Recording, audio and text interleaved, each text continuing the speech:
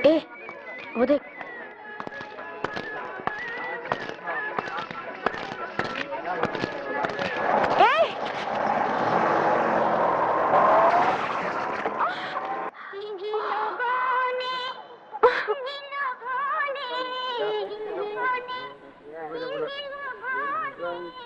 आज तो तूने तगड़ा हाथ मारा रे पुण्या।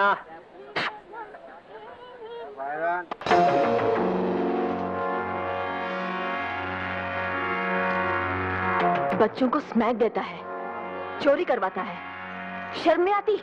नहीं आती। बोल, तेरे को क्या तकलीफ है?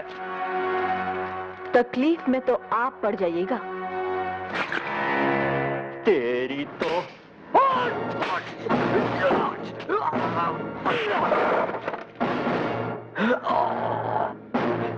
ये तो तकलीफ की एक झलकी है।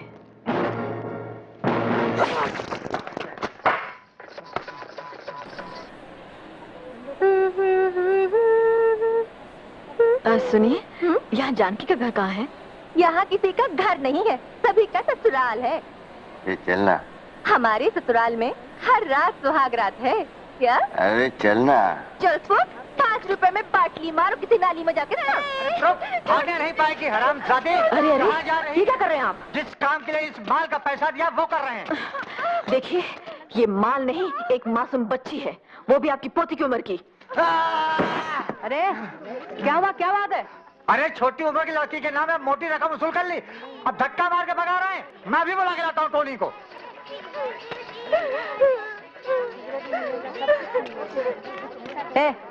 तू कौन होती है इधर आके धमाल मचाने वाली? हाँ, हम तुम सब लोगों की सहेली हैं। हमारी एक सहेली जानकी बेहोश हो गई है, हम उसके घर वालों को ढूंढ रही हैं। हाँ, तुम जरूर वो पगला भवानी होगा जिसका मीटिंग में जा जाके पिछले 2 साल से जानकी भाई अपना भेजा खराब कर लिया। हाँ, हमारा ही नाम भवानी है। कहाँ है उसका घर? चलो उसका घर मैं दिखा देती। तुम्हारा नाम क्या है? सुनैना। सुनैना। ये जानकी का घर वाला करता क्या है? घर वाला इधर किसी का नहीं, इधर सबका कसम पत्ते दादा ही है। ओह, अगर हमें पता होता कि यहाँ शहर में ऐसा नर्क भी है तो हम कब के आकर तुम सबको यहाँ से छुड़ा ले जाते। ये उसका घर है। अरे रुकमा? मेरी बेटी है रुकमा। अच्छा। ये गोपी है, जानकी की बेटी, बेचारी अंधी है। ए गोपी, भाई से बात कर जरा। पहले हमसे बात कर जानी, तुझे क्या परेशानी है? हमें परेशानी ये है कि आप 2-2, 4-4 रुपए के लिए अपनी बहनों को बेचते हैं। तेरी जैसी बहन के तो 2-4 हजार दिलवा सकते हैं अपन। हमें तो ऐसा दमखम वाला असली मर्द चाहिए जो हमें जीत सके। अपन तो गारंटी शुदा मर्द है जाने मन।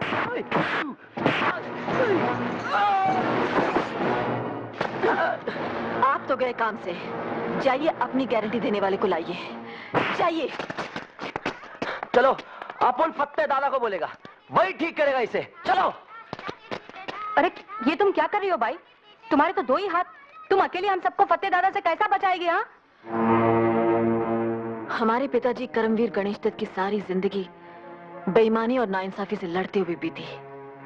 एक दिन किसी ने उनसे भी यही सवाल पूछा था, तब उन्होंने कहा कि हमारे तो 2 ही हाथ हैं, लेकिन अगर आप सब साथ दें तो हमारे हजारों, लाखों, करोड़ों हाथ हो सकते हैं भ्रष्टाचार से लड़ने के लिए। ये हमने फत्ते दादा के खिलाफ कानूनी नोटिस तैयार करवा दिया है जानकी, लो इस पे दस्तखत कर दो। बीबी जी, इसमें क्या लिखा है? इसमें लिखा है कि फत्ते को तुमसे शादी करनी होगी क्योंकि वो तुम्हारे होने वाले बच्चे का बाप है। शादी वादी नहीं बनाएगा फत्ते दादा, वो जानकी को उसके होने वाले बच्चे समेत ही मार देगा जान से। बीबी जी, मुझे उससे बहुत डर लगता है, अपनी जान का नहीं, अपनी अंधी बेटी के आबरू का। मैंने उसे ये नाता जोड़ा ही इसलिए ताकि मेरी बेटी उसके दरिंदों से बची रह सके।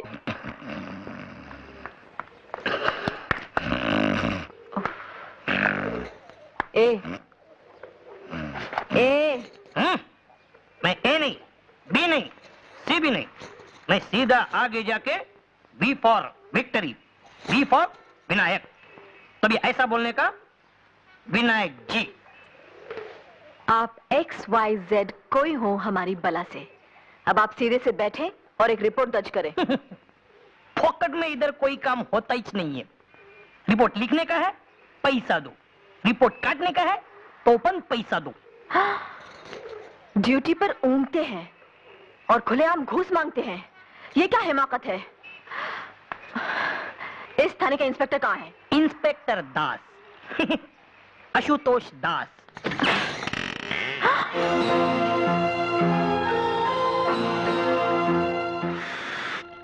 अबे ओ विक्ट्री विनायक, तुझे बोला था ना मुझे सोने दे। हम हवलदार विनायक नहीं, पत्रकार भवानी है।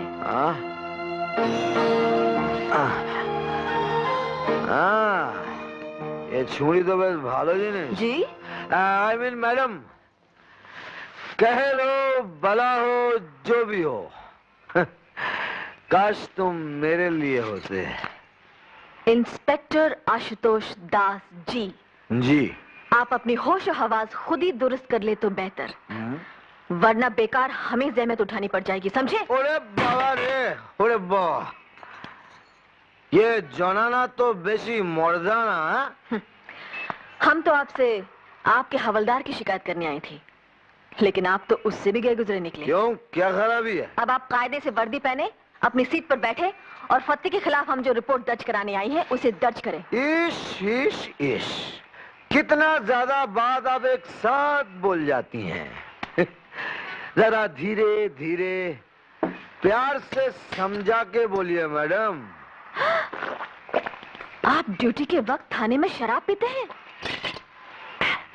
ड्यूटी के बाद घर में भी पीता हूँ, लेकिन मुफ्त की नहीं पीता। बड़ी मेहरबानी करते हैं आप। हमें तो इसलिए भी आपका शुक्रगुजार होना चाहिए कि आप थाने में पड़े सोए रहते हैं। सो तो वही सकता है मैडम जिसके दिल और दिमाग पर कोई बोझ ना हो।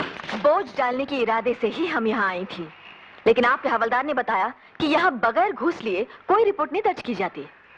लेन देन तो दुनिया का दस्तूर है मैडम। जिंदगी और क्या है, सौदों का सिलसिला है। लेकिन हम यहाँ सौदा करने नहीं, रिपोर्ट दर्ज कराने आई हैं कि ऐन आपके थाने के सामने कंगलाटोला में फत्ते दादा ने अंधेर मचा रखा है। देखिए मैडम, सारी पुलिस फत्ते जैसे वीआईपी की रखवाली में है, तो ये जानकी जैसी वेरी ऑर्डिनरी पर्सन की रखवाली के लिए पुलिस कहां से आएगी? है? इसका मतलब आपका हवलदार सही कह रहा था, आप लोग घूस खाए बगैर फत्ते के खिलाफ एक्शन नहीं लेंगे। अरे घूस खा के भी हम फत्ते के खिलाफ कोई एक्शन नहीं ले सकेंगे। एक सच्ची बात बोलता हूँ मैडम, फत्ते का तो पुलिस भी कुछ नहीं कर सकती, सिवाय हफ्ते में एक बार सलाम करने के। और उसकी दी हुई बख्शिश जेब में डालने के। बिल्कुल ठीक मैडम, फत्ते का दिल दिमाग काला है, लेकिन कपड़ा उजला पहनता है, खादी का। नेता लोग को नोट और वोट दोनों वही दिलवाता है। नेता लोग कहते हैं बुरा मत देखो, बुरा मत सुनो, बुरा मत कहो, बुरा तो बस करो।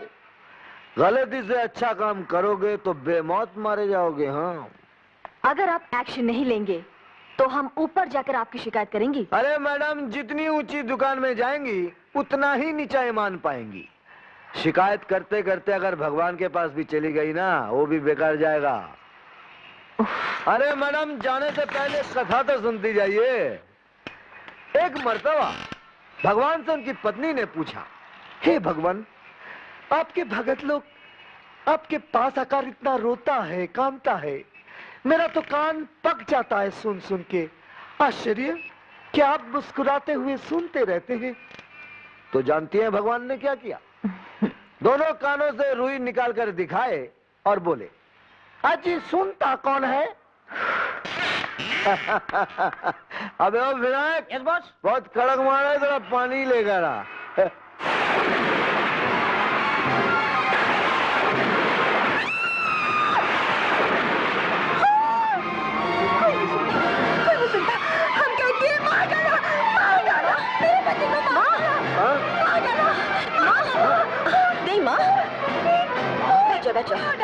माँ, नहीं माँ। गोपाल भैया, ज़ैनिन की गोली लाओ तो। नहीं माँ, नहीं, नहीं माँ। मेरे पति को मार डाला। बस माँ, लीजिए। बस माँ, अब शांत हो जाओ। माँ, बस पानी। बस माँ, बस शांत हो जाओ। नहीं, बस माँ। बस नहीं।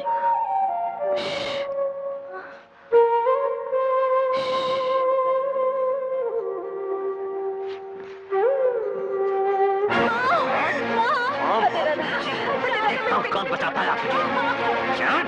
नमक हराम, तुम मेरे को नोटिस भिजवाई के घसीट के ले जाएगी अदालत में। नहीं बता दादा, नहीं, मुझे माफ कर दे। मेरी बेटी पे तरस खा। तेरी बच्ची को तो मैं घसीट के ले जाऊंगा कोठे पर, और तेरी लाश को ले जाऊंगा मैं मुर्दा घाट। बता दादा, मुझे जो चाहे सजा दे, मेरी अंधी बेटी को छोड़ दे। इसे तो छोड़ूंगा मैं गाड़ी वाले दलाल के पास। जानकी भाई, छोकरी के पीछे जान मत दे। जानकी भाई, यहाँ की छोकरी के भाग में तो यही स्तंदा लिखेला है। मैं अपनी जान दे दूंगी, पर इसे अपनी बेटी नहीं। जानकी भाई, छोड़ मुझे। जानकी भाई, छोड़ दे पति दादा। नहीं, ले जाएगी अदालत में। हराम शादी।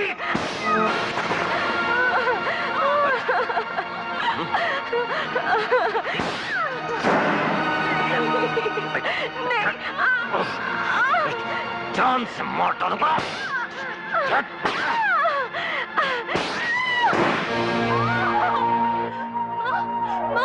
क्या हुआ?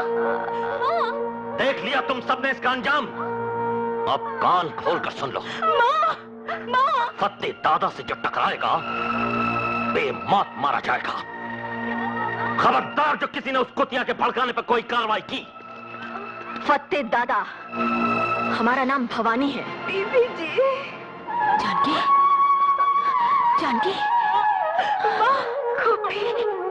अच्छा, तो तू है वो जिसे असली मर्द की तलाश है।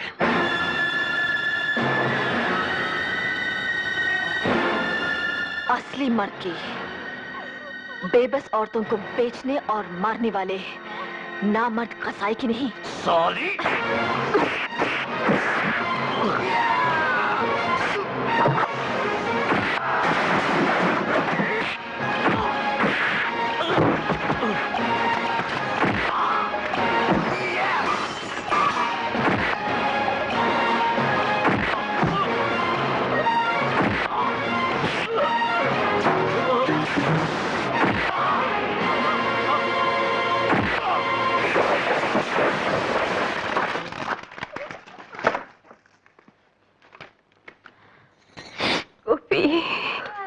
चलो गोपाल भैया, जानकी को अस्पताल ले चलते हैं। नहीं बीबी जी, बहुत देर हो चुकी। नहीं माँ, ऐसा मत कहो। बीबी जी, आप मेरी बेटी को फत्ते से बचा लीजिएगा। वो इसे कोठे पे बिठाना चाहता है। नहीं जानकी, हम ऐसा नहीं होने देंगे। हाँ, हम इसे अपने साथ रखेंगे। जानकी, हम वादा करते हैं, हम इसे किसी अच्छे घर की बहू बनाएंगे। बीबी जी, हाँ, तुम चिंता मत करो, तुम बिल्कुल चिंता मत करो।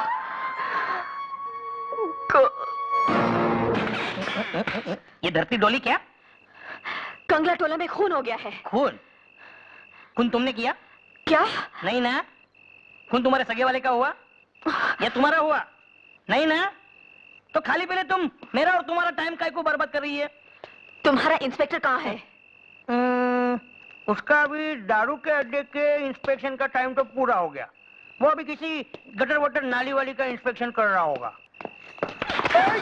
अरे माने बाप रे बाप, ऐसा लगता है एक तो अफसर अब पुलिस स्टेशन में उतर आई है किसी इंदर तिंदर के खिलाफ रिपोर्ट दर्ज कराने। क्या पिछली बार शायद हम आपको बताना भूल गई थी कि आप नहायते गंदे और गलीज इंसान हैं। ताहम विसाले यार गलत फहमियां हुई, मुझको परी का शुबा हुआ, उनको भूत का। दारू पीकर बदतमीजी करने में ही धरी रहेगी क्या आपकी सारी मर्दानगी? अरे अगर असली मर्द होते तो विधवा जानकी को फत्ते दादा से बचाते। उसका खून कर दिया फत्ते ने, सुना आपने? खून। अब निपोरिए बत्ती से और कह दीजिए अदा से कि फत्ते के खिलाफ तो हम कुछ नहीं कर सकते। ऐ मैडम, आशुतोष दास असली मर्द है, घास लड़ना है। कंगला टोला में एक भी मायका लाल अगर फत्ते के खिलाफ गवाही देगा ना, तो आशुतोष फत्ते को हवालात में डाल के ऐसी धुलाई करेगा कि उसकी हवा खुश्क हो जाएगी। विक्टरी विनायक। Yes boss. चल। किधर है फत्ते? वो तो कल के बड़े पीर के मजार पे गए हैं। अच्छा।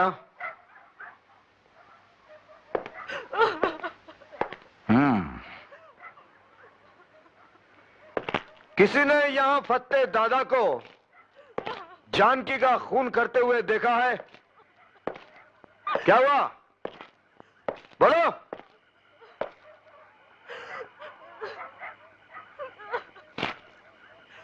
तुम लोगों ने सुना नहीं?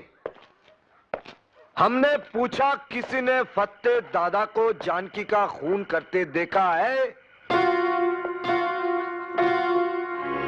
तुम भी खामोश हो सुना ना? तुम बोलती क्यों नहीं? ये लाश तुम्हारी सहेली जानकी की है और ये अंधी बच्ची जो बिलक बिलक कर रो रही है तुम्हारी सहेली जानकी की बेटी है। अरे मैडम, बच्ची तो खाली अंधी है, लेकिन पब्लिक तो अंधी के साथ साथ गूंगी और बहरी भी है। सुनो ना, तुम फत्ते से डरती हो, भगवान से नहीं। अगर फत्ते ने तुम्हें मार दिया होता और तुम्हारी बच्ची इस तरह रोती होती तो? मां की जगह तो कोई ले नहीं सकता, मगर तुम अपने को अकेला या बेसहारा मत समझो। हम सब है ना तुम्हारे साथ। हम तुम्हें नई जिंदगी दिलवाएंगे और तुम्हारी मां के खूनी को फांसी। आओ इंस्पेक्टर आशुतोष, आओ। बोलो, क्या खिदमत करूं तुम्हारी? खिदमत तो ये नाचीज करेगा आपकी। सरकारी मेहमान बनाने के लिए न्योता लाया हूं, क्योंकि मुद्दत हुई है यार को मेहमा किए हुए, जोशे कधा से बस में चिरागा किए हुए। वारंट। फत्ते की गिरफ्तारी का वारंट बाद में कटता है, पेश की जमानत पहले हो जाती है इंस्पेक्टर।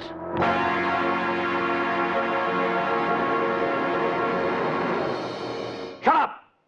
तुमने उनके साथ बदतमीजी की, उनकी तौहीन की, और सच पूछो तो उनके नाम गिरफ्तारी का वारंट कटवाना ही उनकी बहुत बड़ी तौहीन है। इन्हीं हरकतों की वजह से तुम्हारी तरक्की रुकी हुई है, और अगर तुम बाज नहीं आए तो मैं तुम्हें वार्न करता हूं कि तुम्हारी नौकरी भी जाती रहेगी। लेकिन मेरा ईमान तो बचा रहेगा ना सर। और वो तो आपने सुना ही होगा सर कि अच्छों को बुरा साबित करना दुनिया की पुरानी आदत है। Shut up. गुंडागर्दी, पुलिस नामर्दी, गुंडागर्दी, पुलिस नामर्दी। ये हाय हाय क्या बंद कर दो, हमको हमारा ड्यूटी करने दो। ड्यूटी?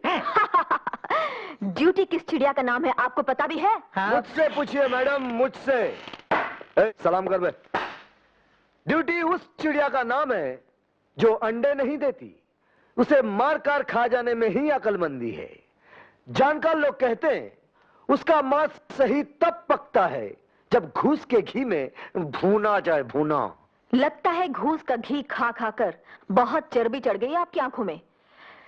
क्या हम जान सकती हैं कि आपकी वो मर्दानगी कहां गई जो फत्ते को हवालात में ला पटकने वाली थी? मैडम, मेरी मर्दानगी कानून की नामर्दी से घबराकर खुदकुशी करने चली गई।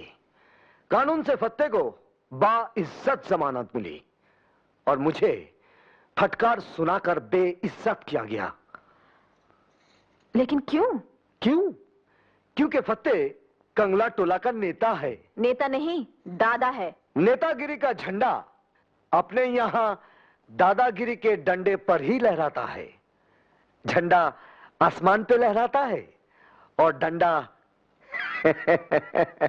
जाने दीजिए। भाइयों और बहनों, पुरुषोत्तम जी की तारीफ में कुछ भी कहना सूरज को दिया दिखाने वाली बात है। आज दशहरे का शुभ दिन है। कई बरस पहले पुरुषोत्तम जी ने इसी रोज भ्रष्टाचार के रावण को मारने का संकल्प लेकर गरीबों की एक अलग पार्टी बनाई थी। मैं पुरुषोत्तम जी से अनुरोध करता हूं कि वो इस दोहरे शुभ दिन पर आप सबको अपना संदेश दें, अपनी सीख दें। भाइयों और बहनों, चरणदास जी जो हमारी और आपकी पार्टी की ओर से मुख्यमंत्री पद के उम्मीदवार हैं, एक बात गलत बोल गए। मैं यहां आपको सीख देने के लिए नहीं, आपसे सीख लेने के लिए आया हूं। आप गरीब भाई बहन ही मुझे सिखा सकते हैं इंसान क्या होता है, इंसानियत क्या चीज है। कौन हमारा, किसके हम?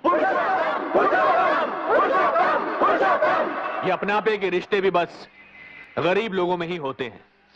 अमीर और अय्याश तबका तो न अपनी मां का सगा है और न भारत माता का सगा है।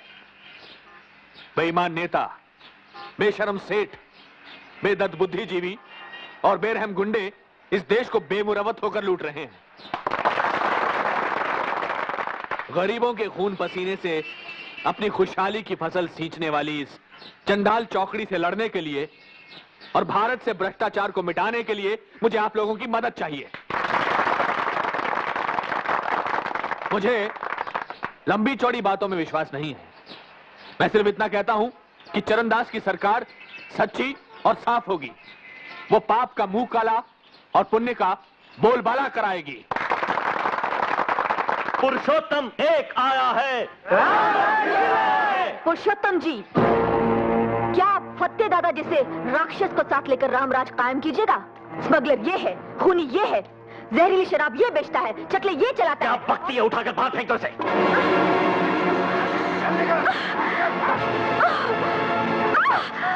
ठहरो, रुक जाओ।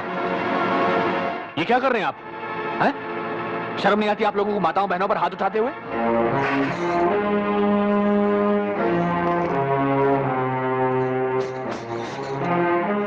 फत्ते जी, इनसे माफी मांगो। पुरुषोत्तम जी, आप समझते नहीं, ये आपके दुश्मन सत्तार की भेजी हुई है। जिसके दोस्त फत्ते दादा जैसे हों, उसके लिए दुश्मनों की क्या जरूरत है? चरणदास, अगर तुम मुख्यमंत्री पद के लिए मेरा आशीर्वाद चाहते हो तो फत्ते के खिलाफ फौरन कार्रवाई करवाओ। आप चरणदास जी के साथ थाने में जाइए। अगर फिर भी कार्रवाई ना हो तो मुझे फोन कीजिएगा। जी अच्छा, शुक्रिया। आपका नाम क्या है? भवानी। जाइए, आइए। मंगल। हुजूर। इसके बारे में पता करो, कौन है ये? अभी लीजिए जनाब। शिव शिव शिव शिव शिव शिव। लड़कियां खरीदने बेचने से जेबा से शिव राजनवा आपको रोक रहा है तेजपाल सेठ। हाँ जी, वो इस तरह तो अपना हुस्न मंडी वाला तंदाई चौपट हो जाने वाला है प्रभु। धर्मदास, एसीपी शिवराजन को खत्म करा दो, मगर इस तरह कि शक सत्तार के गिरोह पर जाए। शुक्रिया। तेजपाल सेठ, कोरा शुक्रिया प्रभु को पसंद नहीं है। ऐसी बात नहीं है, लीजिए। पूरे 10 लाख की पेटी है। धन्यवाद। और दानबल, तुम्हारा मुंह कैसे लटका हुआ है?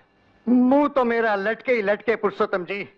ये चरणदास जी कहते हैं मने आप ही पेनल्टी समेत 20 लाख को टैक्स भरना पड़ेगा। बिल्कुल ठीक कह रहे हैं। तुम्हें समझना चाहिए दानमल कि चुनाव के मौके पर हमारी पार्टी का हर आदमी नेक और शरीफ नजर आना चाहिए। शराफत में तो मैं लोगों की आफत हो जाएगी पुरुषोत्तम जी। घबराओ मत, चरणदास मुख्यमंत्री बन गया तो टैक्स में तुम्हारा 1 करोड़ रुपया बचवा देंगे। जय त्रिशूलधारी, सब कृपा है तुम्हारी। और कोई खास बात? प्रभु जी, ये तापड़िया सेठ अफीम और गांजे के धंधे में आने के लिए आपका आशीर्वाद चाहते हैं। आशीर्वाद के लिए धन्यवाद दे दो। और ये सेठ राधेश्याम है, इनका बेटा कत्ल के केस में फंसा हुआ है और सुनवाई अपने मक्कड़ साहब के कोर्ट में। जहां जज न्यायमूर्ति मक्कड़ हो, वहां अपराधी के साथ कभी अन्याय नहीं होता। जरा राधेश्याम जी को उनके बेटे की जान की कीमत बता दो। हाँ? फकत 1 लाख? फकत 1 करोड़ जी। प्रभु जी की इकाई अब करोड़ से ही शुरू होती है। प्रभु जी, अब तनी नीचे चलकर विश्राम कर लिया जाता। विश्राम करने से पहले जरा ये भी पढ़ लिया जाए प्रभु जी। मुख्तसर सी कहानी आपकी मिस भवानी की। तो भवानी करमवीर गणेश दत्त जी की कर्मठ बिटिया है।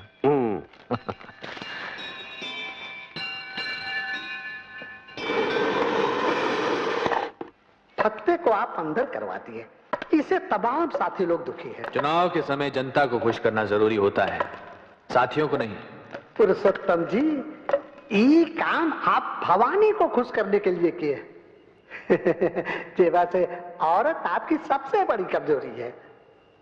भवानी तो हमारी ताकत बनेगी धर्मदास, कमजोरी तो फत्ते है। फत्ते हमारा आदमी है, कंगला टोला के सारे काले धंधे वो हमारी खातिर चला रहा है। इसीलिए वो हमें कंगला टोला कभी खाली कराने नहीं देगा। तुम्हें पता नहीं कि कंगला टोला की जमीन कितनी कीमती है, और वैसे भी उसका क्या भरोसा, कभी भी सत्तार की गुट में शामिल हो सकता है। वो सब तो ठीक है, मगर वो भवानी गणेश दत्त की बिटिया है। वो भी हमारे लिए उसी तरह काम की साबित होगी जैसे गणेश दत्त हुआ था। जाओ, भवानी का सिक्का जमाओ और भुनाओ, हम भोग लगाते हैं। प्रभु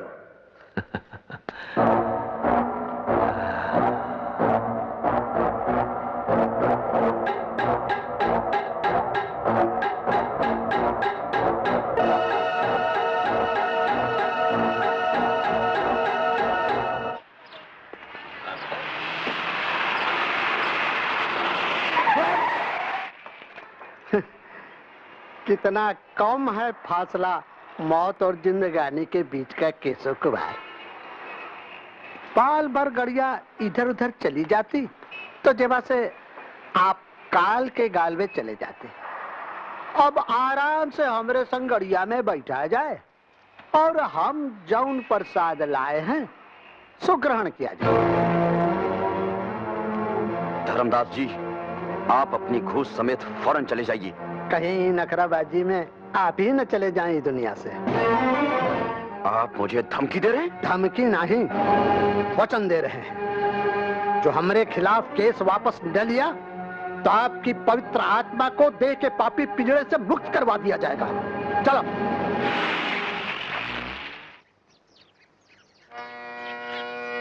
सा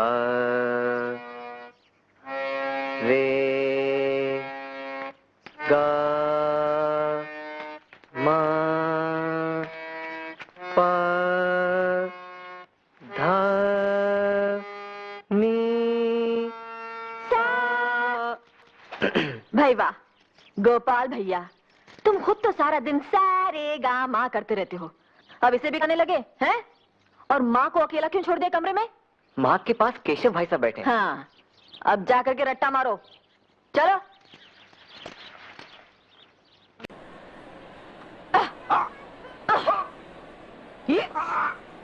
कमला जी दीदी। अब तुम करके बताना। भवानी जी, गोया आप यहाँ औरतों को मर्दों की पिटाई करना सिखाती हैं। सिर्फ सड़क छाप मजनुओं की। महल छाप मजनुओं की नहीं। आप हमारे साथ आइए।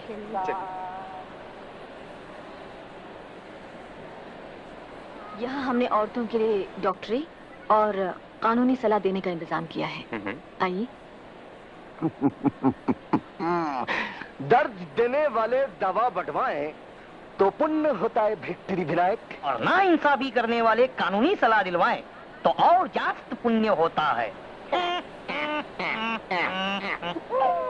जो औरतें पहले समाज के हाथों मजबूर थीं, हमने उनके लिए इज्जत से जीने के नए रास्ते खोले हैं और उन्हें खोलने के वास्ते पैसे किस धर्मात्मा ने दिए हैं? जो इधर में पहले चकला खोले ले थे। इंस्पेक्टर, आपको यहाँ कोई काम है? है ना, सलाम करना है कंगला टोला के नए दादा इस नई दादी को। देखिए इंस्पेक्टर, हम न यहाँ की कोई दादा है ना दादी, हम तो इन औरतों की सहेली हैं। हम न सिर्फ इन्हें दादाओं से बचाएंगी, बल्कि दादाओं को सलाम करने वाले थानेदारों से भी।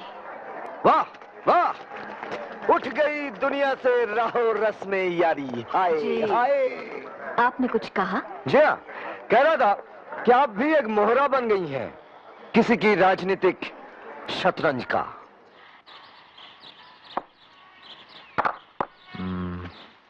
नमस्कार पुरुषोत्तम जी। आओ भवानी आओ।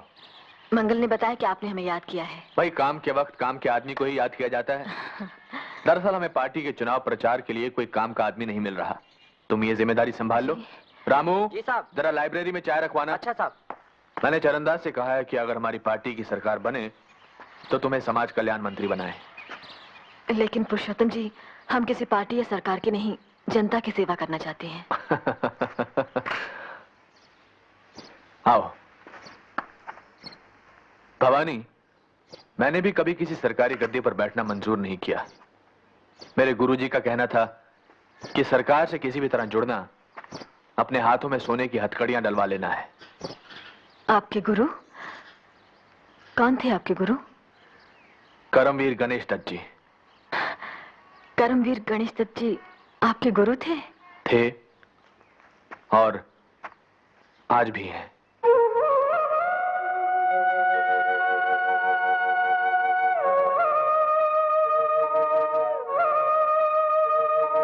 देखो भवानी, मुझे मालूम है कि तुम्हें मेरे सहारे की जरूरत नहीं, लेकिन यकीन मानो भ्रष्टाचार से लड़ने के लिए मुझे तुम्हारे सहारे की सख्त जरूरत है। हम राजनीति से हमेशा दूर रहती आई हैं। हमारे पिताजी कहा करते थे कि इस देश को पार्टीबाज राजनीति की नहीं, बल्कि गरीब नवाज नीति की जरूरत है। पुरुषोत्तम जी की इस मंच से अगर हम बोल रही हैं तो सिर्फ इसलिए कि ये मंच चुनाव लड़ने का नहीं, भ्रष्टाचार से लड़ने का मंच है। भाइयों और बहनों, भ्रष्टाचार को मिटाने के लिए, भारत को फिर से भारत बनाने के लिए पुरुषोत्तम जी के हाथ को मजबूत कीजिए।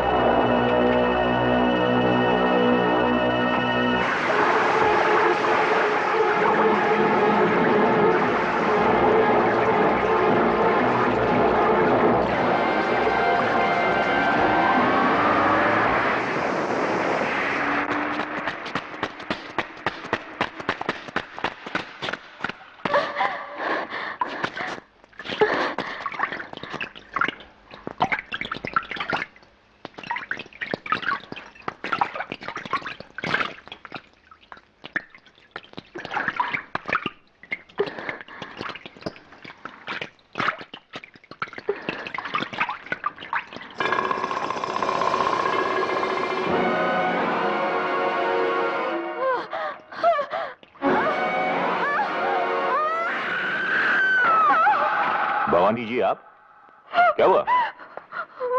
वो फतेह दादा ने income tax officer Keshav Kumar का खून कर दिया। फतेह दादा ने? लेकिन वो तो हवालात में बंद है। हम इतना जानते कि खून उसी ने किया। लाश को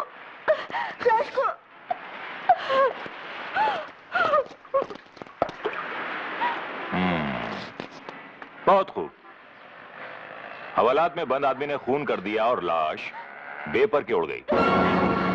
क्या?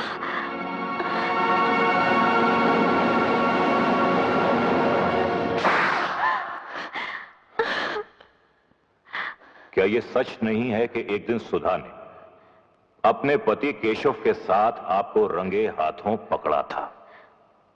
बोलिए बोलिए। नहीं नहीं नहीं, आप हमसे 100 बार पूछ चुके हैं और हम आपको 100 बार बता चुकी हैं कि सुधा को गलतफहमी हुई थी। गलतफहमी तो आपको हुई थी कि सुधा बेवकूफ है। नहीं नहीं, कातिलाना क्लाइमेक्स तक पहुंची आपके पगले प्रेम की दर्दनाक दास्तान। अब सुनाई डालिए। आपका बयान तो कुछ यूं होना चाहिए कि जब मैंने जवानी की दहलीज पर कदम रखा तो पिताजी केशव नाम के एक अनाथ लड़के को घर ले आए। राखी बंधवाकर वो मेरा भाई बन गया। लेकिन इस पवित्र रिश्ते की आड़ में मैंने उससे नाजायज ताल्लुकात कायम कर लिए। 4 महीने पहले मुझसे ऊबकर उसने किसी और से शादी कर ली। जब राखी के दिन वो मुझसे ये कहने आया कि अब वो मुझसे सिर्फ भाई की हैसियत से मिलेगा तो मुझसे बर्दाश्त नहीं हुआ और मैंने उसका खून कर दिया। खून करने के बाद मैंने पूरी ऊंच नीच सोची और एक झूठी कहानी गढ़ी। एक प्राइवेट टैक्सी हायर की, उसकी लाश को टैक्सी में डाला और टैक्सी को डुबो दिया। ये सब झूठ है। प्राइवेट टैक्सी के मालिक और एक बछड़े के बयान से यह साबित होता है कि यह सब सच है। खोल दो इन्हें। सर आप? जोरावर, मुझे तुमसे उम्मीद नहीं थी कि मेरी पार्टी के खास वर्कर को तुम झूठे इल्जाम में टॉर्चर करोगे। सॉरी सर, गलती हो गई, माफ कर दीजिए। माफ तो तुम्हें भवानी करेगी। भवानी, मैं माफी चाहता हूं इस पुलिस ऑफिसर की ओर से, अपनी पार्टी की सरकार की ओर से और खुद अपनी ओर से। आओ फतेह, आओ। नमस्ते। मैं तुम्हारा इंतजार कर रहा था। कैसे हो? बस आशीर्वाद है आपका। अरे अरे भाई, बहुत बहुत शाबाशी और बहुत बहुत शुक्रिया। आओ बैठो बैठो। नहीं, अरे बैठो भाई। यहीं ठीक है, यहाँ। भाई मंगल। हाँ जी, ये लो। ये लो। अरे इसकी क्या जरूरत? अरे रखो रखो। अब आगे के लिए क्या हुक्म है हुजूर? हुक्म क्या है, बस लंबी तान कर सो जाओ। एक बहुत खतरनाक अपराधी फतेह दादा पुलिस की हिरासत से भाग निकला है और नई सरकार के ईमानदार अफसरों तथा नेताओं को उससे जान का खतरा है। यदि फतेह दादा कहीं भी किसी को दिखाई दे तो कृपया 100 पर फोन कर दें। सूचना समाप्त। ये क्या हो रहा है? एक नाटक, सनसनीखेज सा। क्या मतलब?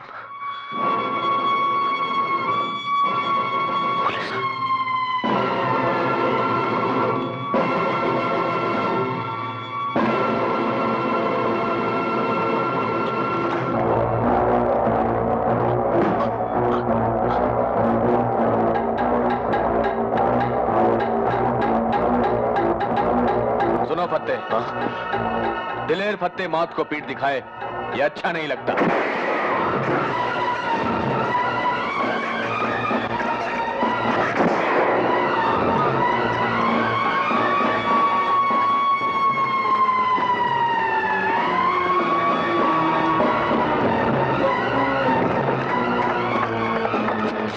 जोरावर सिंह, ईमानदार केशव का हत्यारा मुझे मारने आया था मगर खुद मारा गया।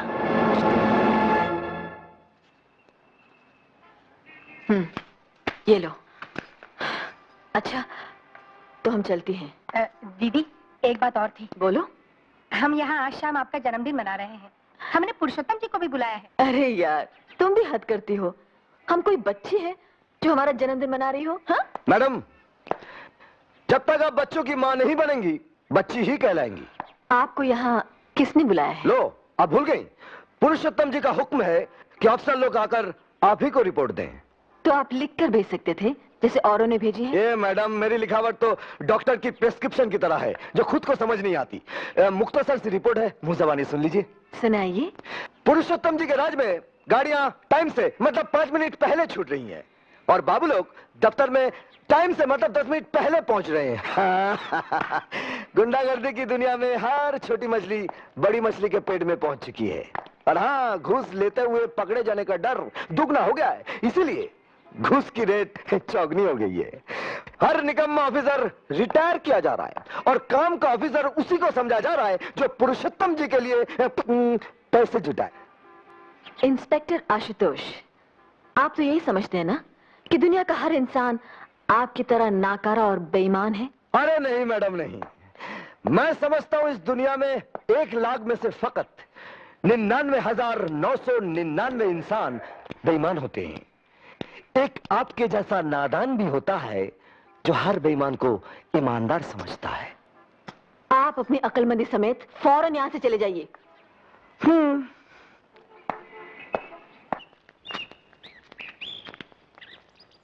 तुम्हारे जन्मदिन पर देने के लिए मैंने एक उपहार लिया था भवानी।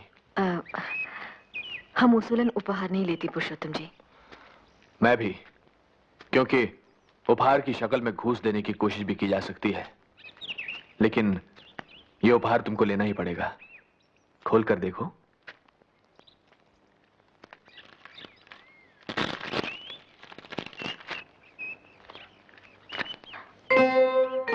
अरे, ऐसा ही एक कलम तो हमारे पिताजी के पास भी था।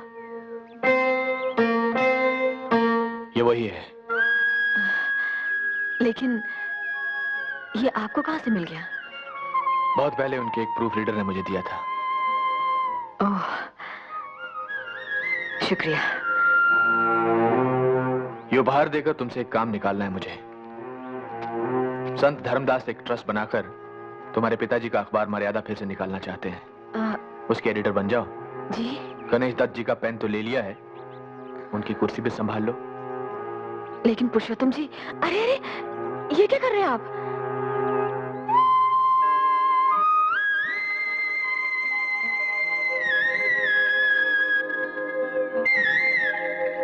इस गरीब की जान बचा रहा हूं।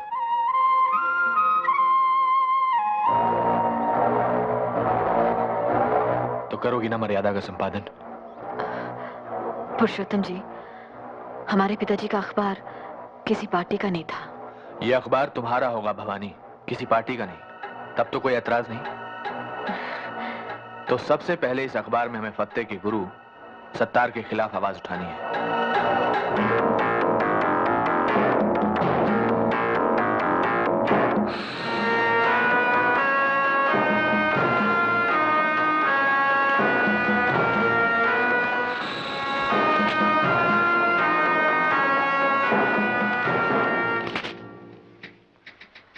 अब्दुल सत्तार, अपराध की दुनिया का बेताज बादशाह, इस नाचीज अखबार नवीस से मिलने तो चलाया, भला क्यों? महज ये बताने कि अपराध की दुनिया का बेताज बादशाह अब यह खाकसार नहीं, वो शख्स है जिसे आप संत धर्मदास के नाम से जानती हैं। गालिबन आपके इस अखबार को चलाने के लिए पैसा भी वही देता है। आपको यकीन ना आ रहा हो तो इस फाइल को पढ़िए, इसमें उसका सारा कच्चा चिट्ठा है। आप इसे पुलिस में क्यों नहीं दे देते? इसलिए मोहतरमा कि पुलिस वाले अब सिर्फ उन्हीं मामलों की छानबीन करते हैं जो आपके अखबार में उछाले गए हों। अच्छा, ये आपसे किसने कह दिया? इंस्पेक्टर आशुतोष ने। मैं कागजात उन्हें दिखाकर ही आ रहा हूं। मेहरबानी करके आप इन्हें छाप दीजिए। हम आप जैसे स्मगलर और दलाल को एक शरीफ आदमी पर कीचड़ उछालने का मौका नहीं दे सकती। स्मगलर कौन नहीं है मोहतरमा? आपके मालिक पुरुषोत्तम तो ख्यालात तक बाहर चला रहे हैं, हिटलर के। और दलाली तो आज का सबसे ज्यादा पसंदीदा पेशा है। कोई जिस्मों की दलाली कर रहा है तो कोई जिन्सों की। लीडरान अपनी कौम को बेच खा रहे हैं और अखबार नवीस अपने कलम को।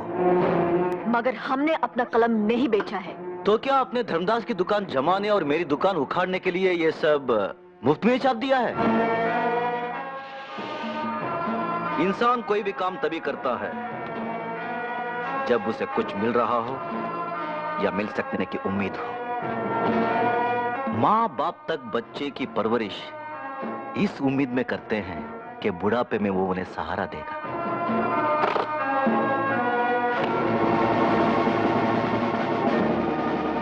ये नजराना कबूल फरमाइए और धर्मदास के खिलाफ ये मैटर अपने यहां छाप दीजिए। बाप की ये कमाई आपको ही मुबारक हो। कागजात छोड़ जाइए और तशरीफ ले जाइए। अरे मैडम मैडम मैडम मैडम, एक तो शेर सुनती जाइए। जी धन्यवाद, हमें आपसे कोई शेर वेद नहीं। अरे शेर नहीं तो गधा सुन लीजिए अपने पुरुषोत्तम जी के स्वच्छ प्रशासन के बारे में। बस क्या है, सरकार भला होती क्यों ना उनकी पाक साफ, सीखे हुए तय करना अपने 100 खून माफ। रोको रोको मैडम ऑटो आने तक एक तो और शेर सुन लीजिए। देखिए, न आपसे हमारा कोई वास्ता है न हमें आपसे कुछ सुनना है। अरे मैडम, हम दुश्मनी का ही सही कुछ तो वास्ता रखिए मैडम। बस क्या है, कता कीजिए ना ताल्लुक हमसे, कुछ नहीं है तो अदावती सही। घर में आपकी माँ बहन तो होंगी ना, जाकर उन्हीं सुनाइएगा ये शेर शायरी। ओ मैडम एक मिनट, आइंदा अगर ऐसी बात हमारे सामने बोली ना तो एक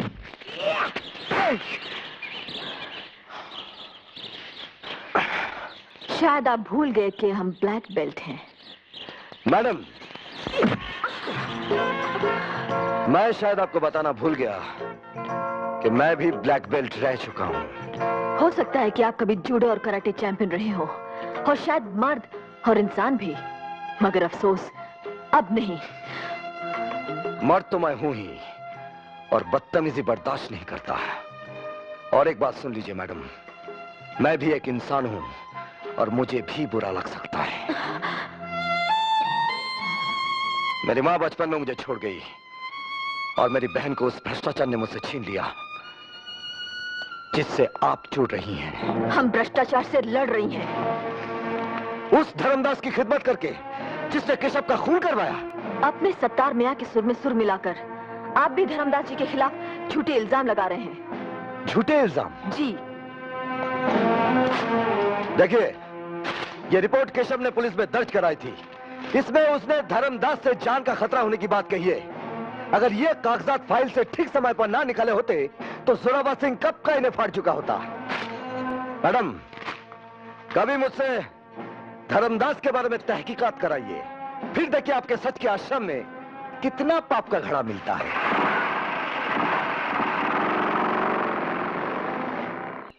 यकीन मानो भवानी, अब मुझे तुम्हारे सिवा किसी और पर भरोसा रहा ही नहीं। जो मेरे बहुत नजदीक के लोग हैं उन पर तो खास तौर से मुझे शक है। तुम निश्चिंत रहो, धर्मदास के आश्रम पर छापा डलवाने के लिए मैं वैसा इंतजाम करवा दूंगा जैसा तुम चाहती हो। जी शुक्रिया। इधर भी वही, इन फॉर नथिंग। अरे साधु के यहाँ तो यही मिली, झबला, छोला, डन, कमंडल, चिमटा, लगौटा। इधर हमको किस चीज का तलाश है मेरे बाप? अपने आश्रम में लोग बाग मन का शांति तलाश करने आते हैं।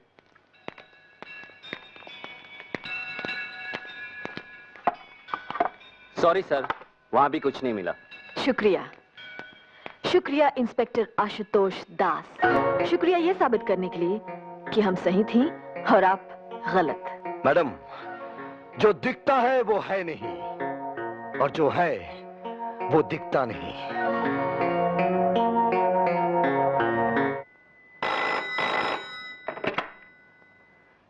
इंस्पेक्टर आशुतोष दास।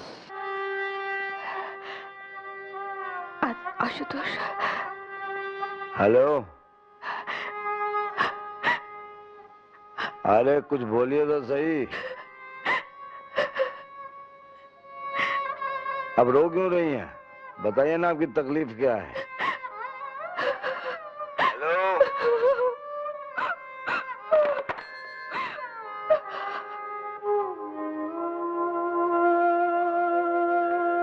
क्या होगा? कौन था? एक औरत रो रही थी। ऐसा लगा जैसे मेरी दीदी रो रही है।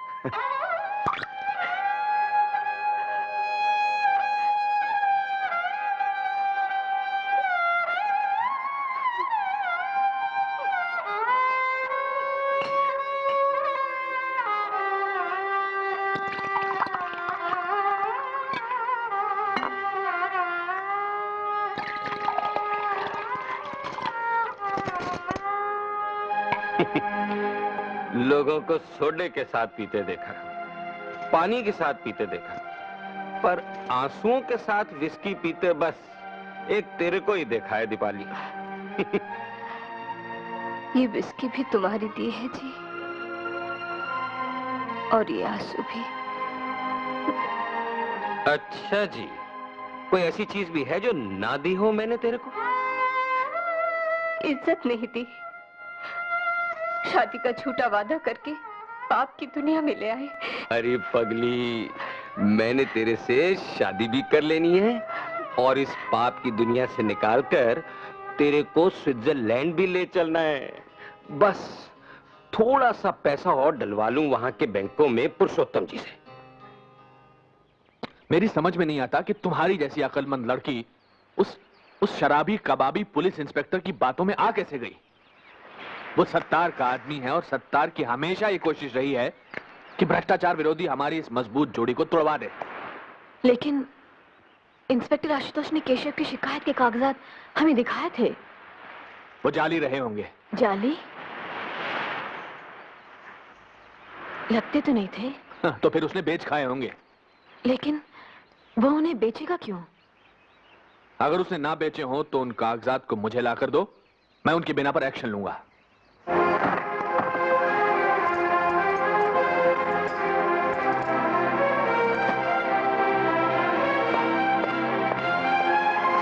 अब बंद भी कीजिए ये नाटक। अगर आपके पास असली कागजात थे भी तो आप उन्हें बेच चुके होंगे। मैंने ऐसा कुछ नहीं किया है मैडम, बल्कि सच तो यह है कि आपने अपने पुरुषोत्तम जी को बताया, इसलिए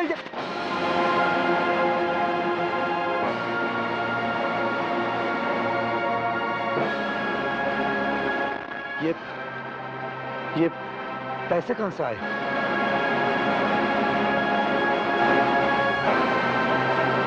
कागजात बेचकर आप उनमें से हैं जो पैसे के लिए कुछ भी कर सकते हैं।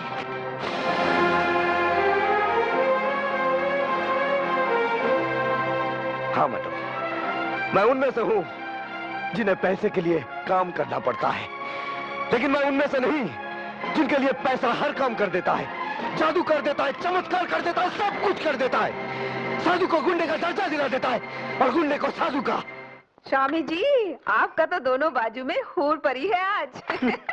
और दोनों ही इस लायक नहीं जो प्रभु के भोग में रखे जा सकें। जैसे पिछली मर्तबा में भी प्रभु को बहुत निराशा हुई थी।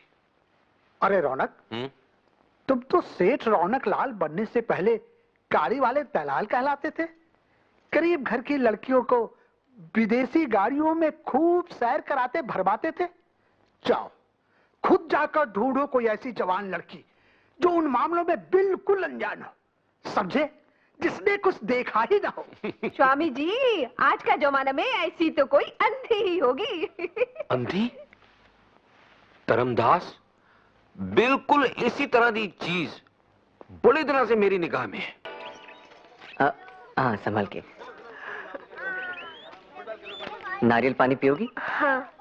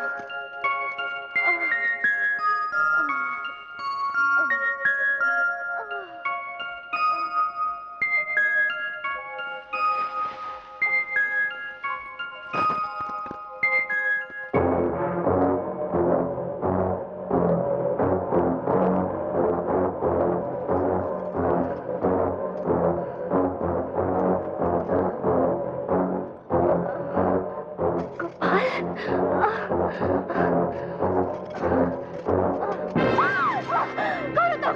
छोड़ दो मुझे।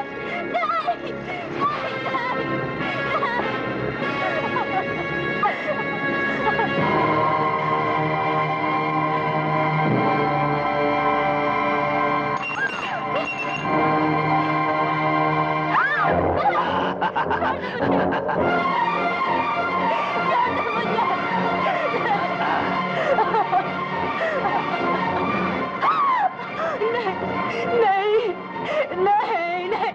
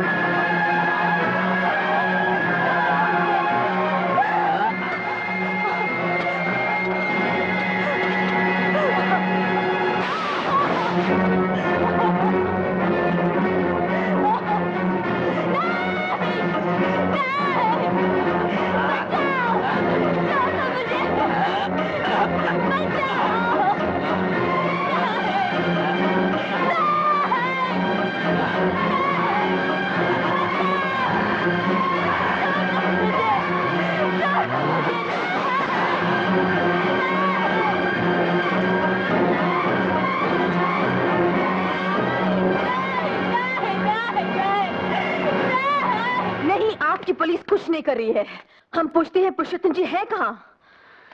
देखिए, मैंने आपसे अर्ज किया है कि पुरुषोत्तम जी को सत्तार वगैरह से जान का खतरा है, इसलिए उनके प्रोग्राम के बारे में किसी को भी नहीं बताया जाता, यहाँ तक कि मुझे भी। ये लो आ गए। पुरुषोत्तम जी, भवानी तुम?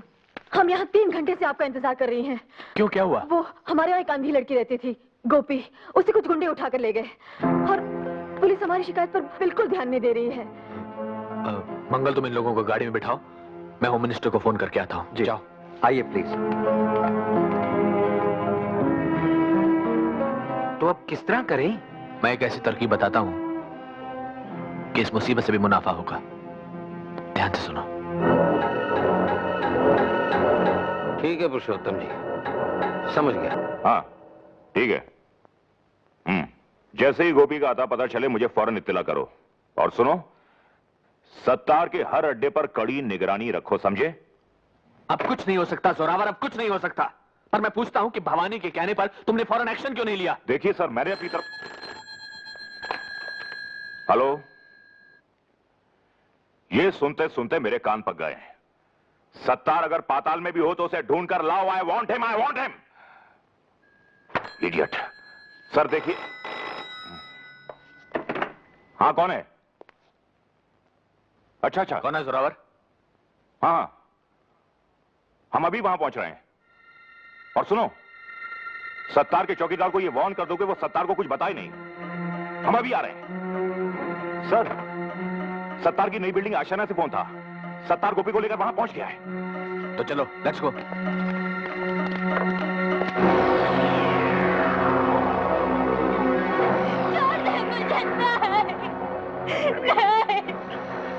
छोड़ दे मुझे। चल चल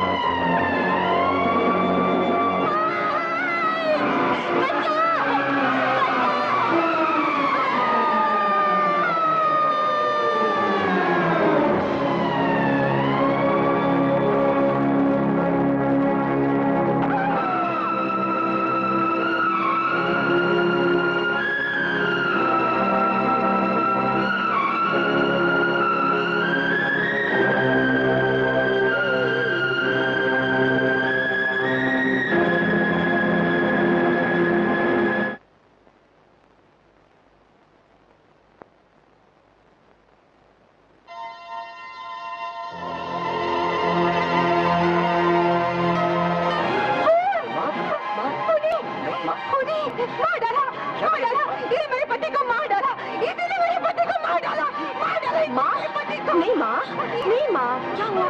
क्या हो गया? कौन? ये माँ, ये तो पुरुषोत्तम जी है माँ। चलो घर जाके बात करते हैं। अच्छा?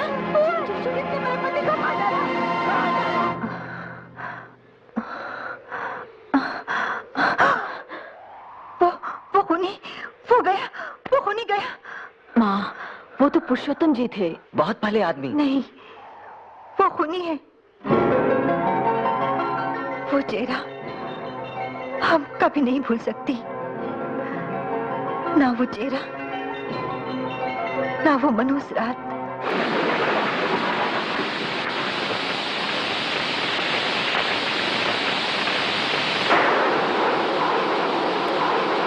भवानी के बापू, हम कहती हैं हमें भी साथ ले चलिए। देखो, फोन करने वाले ने कहा था कि सीमेंट घोटाले की फाइल लेने अकेले आइएगा।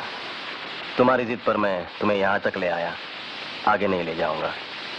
हम पूछते हैं आपको जरूरत क्या इन पचड़ों में पड़ने की? ये सब छापते हैं, इसलिए विज्ञापन तो मिलते नहीं, जान से मार डालने की धमकियां मिलती रहती हैं।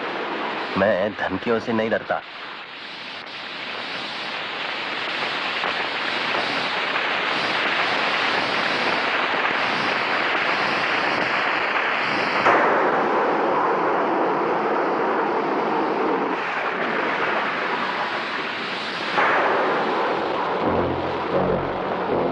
करमवीर गणेश दत्त जी,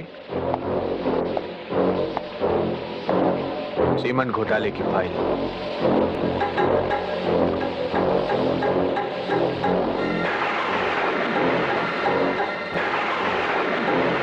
धन्यवाद। सुनिए, जरा ध्यान से रहिएगा, बड़ी जानलेवा चीज है आपके हाथ में। अच्छा, नमस्कार।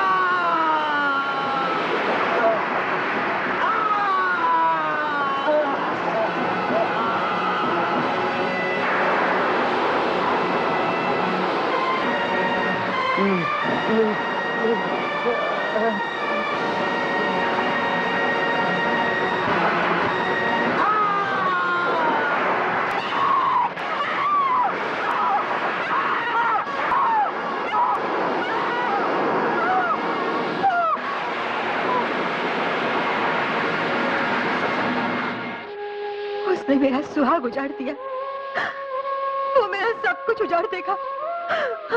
उसके पास मत जाना बेटी, उसके पास मत जाना, वो तुझे भी मार देगा, वो तुझे भी मार देगा।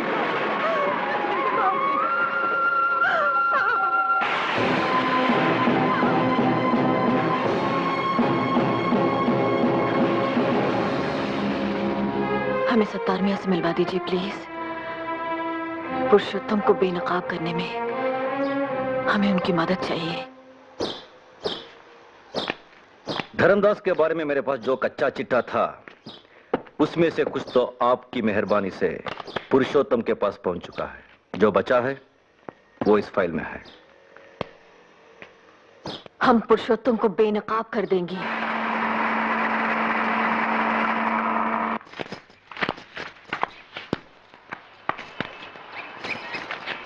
और छापूं? नहीं, बस इतने ही काफी हैं। ऐसे आड़े वक्त में आप हमारे सच्चे दोस्त साबित हुए। शुक्रिया।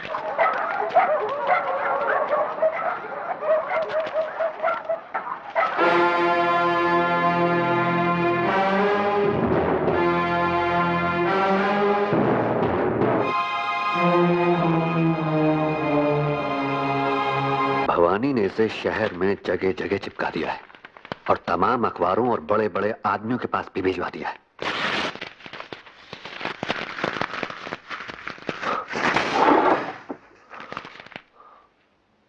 मंगल, हुक्म कीजिए हुजूर।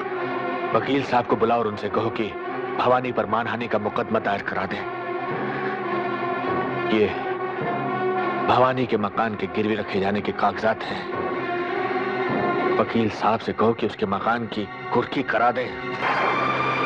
कोर्ट के हुक्म के मुताबिक ये मकान है और इसमें रखा तमाम सामान अब पुरुषोत्तम जी का है, मगर वो बहुत रहमदिल हैं, इसलिए उन्होंने ये कहा है कि ये कपड़े के बक्से आप ले जा सकती हैं।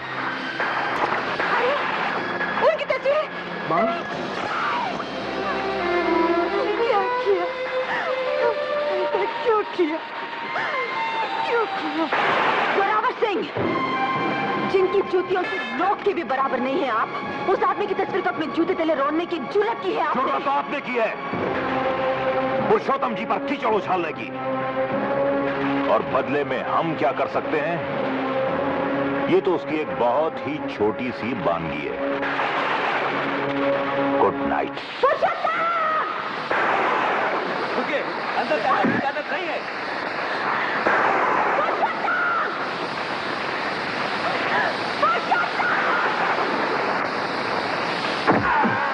कौन है? तेरा पतन पाकी, तेरा पतन। ठहरो, तुम लोग जाओ। इस तरह किसी नेक इंसान पर कीचड़ उछालना कानूनन जुर्म है भवानी। तू अगर नेक है तो नाली का पानी गंगा जल है। नेकी का नाटक करके नेकी की ना कटा दी है तूने। न ढोंगी से बढ़कर कोई पापी होता है पुरुषोत्तम, न झूठे मसीहा से बढ़कर कोई हैवान। हम तुझे तेरे गुनाहों की सजा दिलवा कर ही रहेंगी। गुनहगार कौन है इसका फैसला अदालत करेगी। हम कबूल करती हैं कि पुरुषोत्तम जी पर करमवीर गणेश दत्त जी के खून का इल्जाम लगाते हुए ये लेख हमने ही लिखा, छापा और बंटवाया है। हम ये भी मंजूर करती हैं कि पुलिस रिकॉर्ड के मुताबिक करमवीर गणेश दत्त की मौत पहाड़ी से फिसल कर गिर जाने से हुई थी। अगर आप ये सब मानती हैं तो इस अदालत के लिए सिर्फ यही काम बचता है कि सजा सुना दे। मगर योर ऑनर, हम कहते हैं कि वो एक हत्या थी जिसे दुर्घटना की शक्ल दी गई। योर ऑनर, हम अदालत से दरख्वास्त करती हैं कि इस केस की पैरवी करने की इजाजत हमें खुद दी जाए। इजाजत है। Thank you your honour. Your honour, इस सिलसिले में हमने सत्तार मियां और जयंती देवी के हलफनामे पहले ही से दाखिल कर दिए हैं। योर ऑनर, पुरुषोत्तम जी के वकील की हैसियत से मैं उन दोनों से जिरह करना चाहूंगा। इजाजत है। अब्दुल सत्तार को हाजिर किया जाए। बंदा हाजिर है। सत्तार मियां, आपने कहा है कि कर्मवीर गणेश दत्त का खून करवाने के लिए उनके सियासी दुश्मन पहले आपके पास आए थे। जी हां। तो आपने खून कर क्यों नहीं दिया?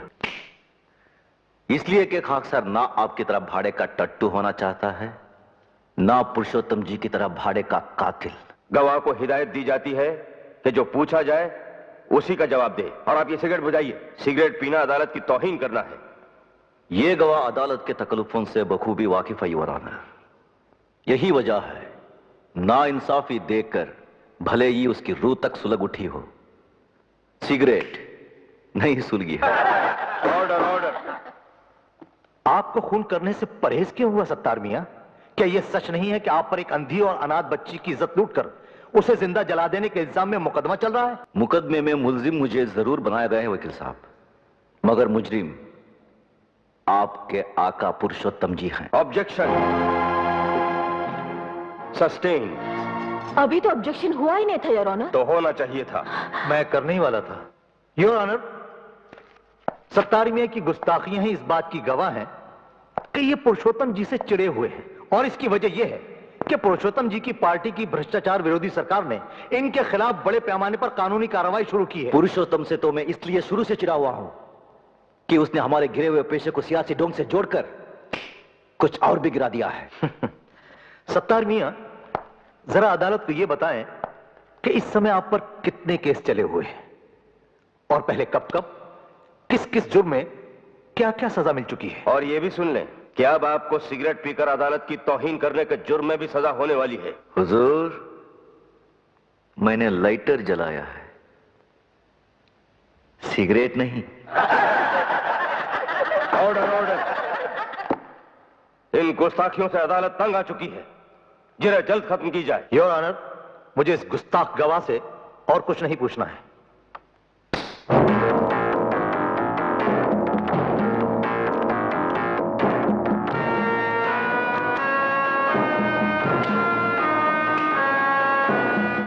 मुकदमा जीतने में अब कौन सी कसर रह गई है दानमल? बस अब तो मक्कर साहब को हमारे हक में फैसला ही सुनाना बाकी है। मंगल। जी हुजूर।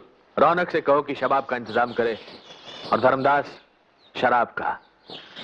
जश्न आज रात को ही होगा। हाँ, जश्न तो मनाएंगे ही। पापी लोग पवित्र साबित हो रहे हैं और पवित्र लोग पापी। हम अब भी ये मुकदमा जीत सकते हैं, लेकिन उसके लिए हमें कुछ ठोस सबूत जुटाने होंगे। ठोस सबूत जुटाने के लिए तुम्हें शायद इसकी जरूरत पड़ेगी। जाओ, जाकर उनकी महफिल में बिजलियां गिराओ।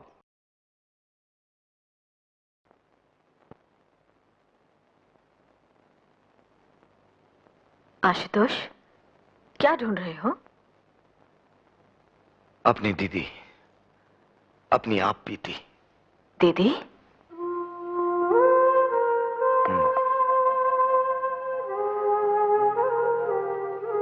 दीपाली दीदी, मेरी बड़ी बहन, जिन्होंने मुझे पाला पोसा, शहर के हॉस्टल में रखकर पढ़ाया लिखाया।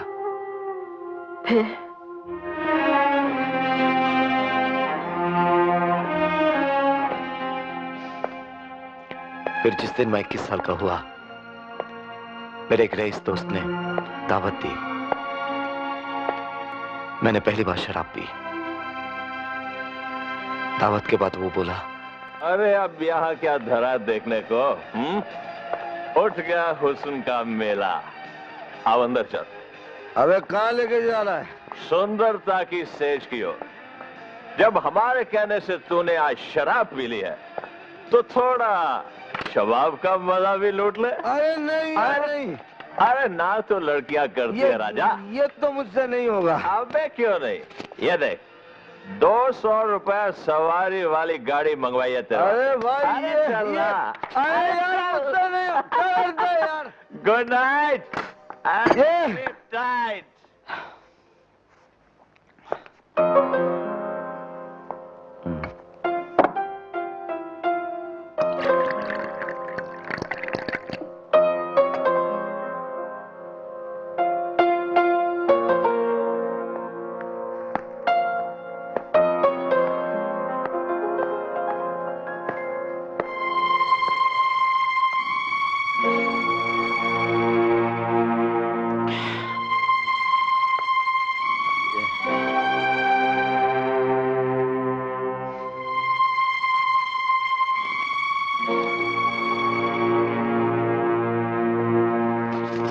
ये रख लीजिए।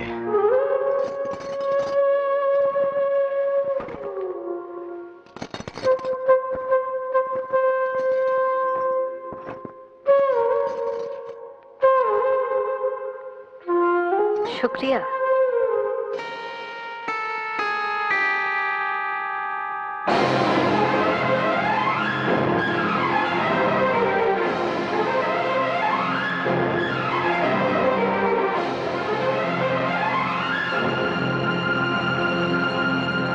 तू कहाँ जा रही है? घर। शायद तू ये नहीं जानती कि बाजार में बैठने वाली का कोई घर नहीं होता। शायद तू ये नहीं जानता कि हमारा घर तेरी दीदी के बाजार में बैठने से ही चलता रहा है। लेकिन क्यों? क्यों? क्योंकि हमारे बाबा बेकार थे, शराबी थे और हमारी माँ बीमार थी। अरे मुझसे कह दिया होता, मैं पढ़ाई छोड़ देता, मेहनत मजदूरी कर लेता। तू कैसे पढ़ाई छोड़ता? तू तो परिवार का होनहार बेटा था, जो जिंदगी में बहुत ऊंचा उठना चाहता था। तो मुझे ऊंचा उठाने के लिए तू क्यों नीचे गिर गया? दीदी चली गई, उस कमरे से ही नहीं, मेरी जिंदगी से भी।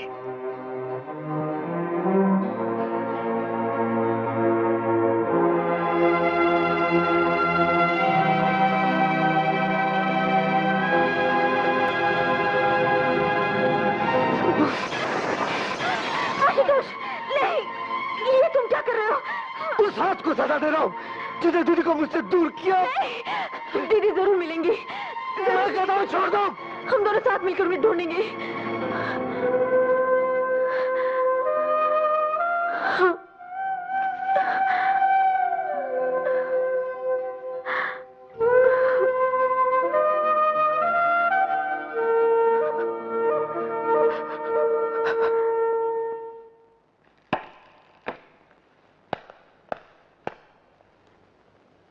मैं गीता की सौगंध खाकर कहता हूं कि जो कुछ कहूंगा सच कहूंगा और सच के सिवा कुछ नहीं कहूंगा। पुरुषोत्तम जी, आपने अपने दोस्तों के चेतावनी देने के बावजूद भवानी देवी को मर्यादा का संपादक क्यों बनवाया? इसलिए कि भवानी देवी उन कर्मवीर गणेश दत्त जी की बेटी हैं जिनसे मुझे भ्रष्टाचार को मिटाने का मूल मंत्र मिला था। मैं मान ही नहीं सकता था कि कर्मवीर गणेश दत्त जी की बेटी भ्रष्ट हो सकती है। ऐसा मानने पर आप कब मजबूर हुए? तब जबकि एक अनजान महिला टीवी पर भ्रष्टाचार के विरोध में मेरा भाषण सुनने के बाद मुझसे मिलने आई। उसने कहा, मैं आपकी अपील सुनकर अपना पाप स्वीकार करने आई हूं। मैं गरीब लड़कियों से अमीर अय्याश लोगों की सेवा कराने का अड्डा चलाती हूं और यह अड्डा मैंने भवानी देवी की सलाह पर खोला है। वो अपनी संस्था सबला से मेरे अड्डे के लिए लड़कियां भिजवाती हैं। उस महिला ने कुछ ऐसे सबूत पेश किए कि मैं मानने पर मजबूर हो गया कि जिसे मैं चंडी समझे हुए था वो वास्तव में एक रंडी है। इसीलिए मैंने इन्हें मर्यादा से हटा दिया। पुरुषोत्तम जी, आपने हमें मर्यादा से इसलिए हटाया कि हम दुनिया के सामने आपका और आपके उन साथियों का पर्दाफाश करना चाहती थी जो आज यहां हमें भ्रष्ट साबित करने के लिए पधारे हैं। योर ऑनर, हम कुछ तस्वीरें पेश करना चाहती हैं। इनमें इनका असली रूप है।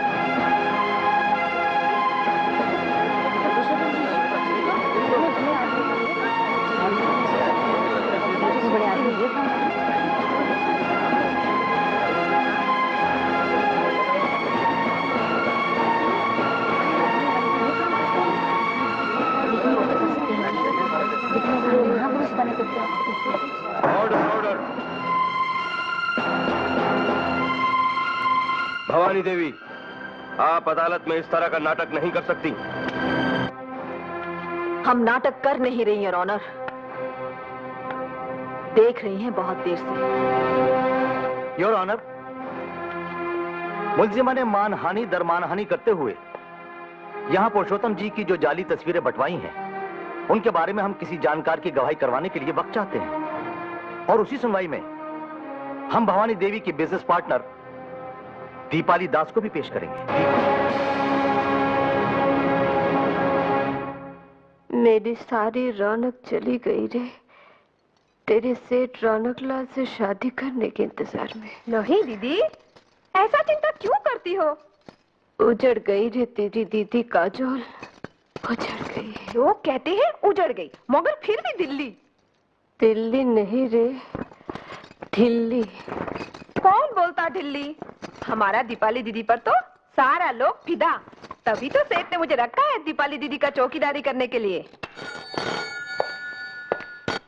हेलो दीदी, अभी आता हूं दीदी, मैं अभी आता हूं।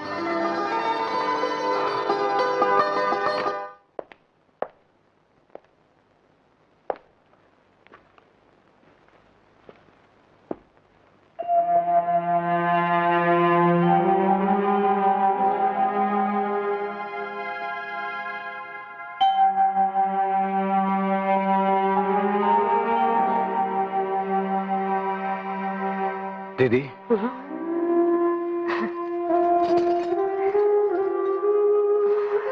आ गया रे पुलिसमैन।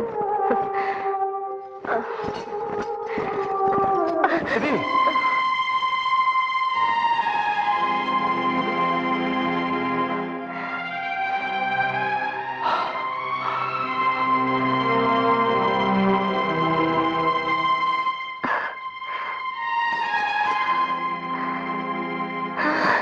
दीदी, चाटा खाकर भी नहीं सुधरी।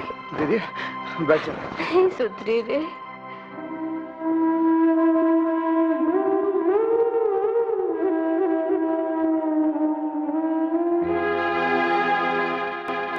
रोज सुबह इस हाथ के आईने में अपनी भूल को, अपनी ढिठाई को देखता रहूं दीदी, और भगवान से यही प्रार्थना करता रहा हूं कि आज मेरी दीदी से मुझे मिला दे, ताकि उससे मैं कह सकूं कि दीदी तोड़ दे इस अज्ञानी हाथ को जिसने तेरी कुर्बानी की कदर नहीं जानी। तोड़ दे दीदी, तोड़ दे इस हाथ को, तोड़ दे। दीदी तो मर गई रे, परसों पहले। यहाँ तो एक बेशर्मी। नहीं दीदी, दीदी तुम मरी नहीं, तुम मर भी नहीं सकती दीदी। इस ढीठ भाई को क्षमा किए बगैर, उसे उतनी ही सेवा करने का मौका दिए बगैर जितनी तूने उसकी की थी, तुम मर नहीं सकती दीदी, तुम मर नहीं सकती। सेठ साहब, सेठ साहब, सेठ साहब, मेम साहब फोन करके इंस्पेक्टर आशुतोष दास को बाड़ी में बुला लिया। वो तो उसका भाई। फोन करने का बाद सोने का बहाना करके मुझे छुट्टी दे दिए। हमारी तो हमेशा के वास्ते छुट्टी करा छोड़नी इसने। आपने शायद आज उनसे शादी करने को कहा था। फोन पर बहुत गुस्सा थी। वो पवानी के खिलाफ गवाही देने से मना कर रही थी, इस करके मैंने वादा कर दिया। वादे निभाने होते हैं रौनक। जाओ हम सबको मुक्ति दिलाओ उससे मीठा बोल के। मुझसे मीठा बोल मत बोल रहे, मुझे मार जैसे उस दिन मारा था। मैं तो इसी काबिल हूँ, मैं तो इसी काबिल हूँ। आखिर तुम आई गए पकड़ में, तुम्हें कहाँ कहाँ नहीं ढूंढा। आपको किसने बताया कि मैं यहाँ हूँ? हमें सब कुछ पता चल ही जाता है बरखुरदार। चलो तुम्हें एक बहुत ही जरूरी काम पर भेजना है।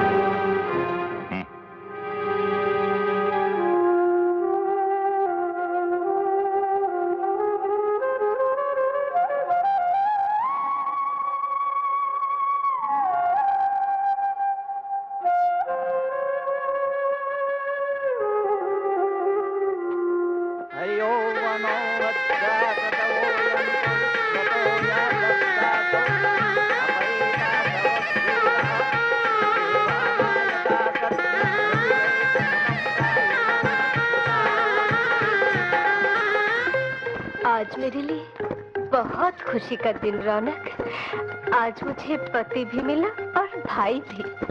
मैं भाई को कुछ कुछ बताती, लेकिन वो कुछ करेगा नहीं तुम्हारे खिलाफ, क्योंकि तुम उसके जामाई बाबू हो ना। ओए मेरे लिए भी कोई कम खुशी का दिन नहीं है ना दीपाली। मेरे को भी तो घरवाली और साला इकट्ठे मिल गए।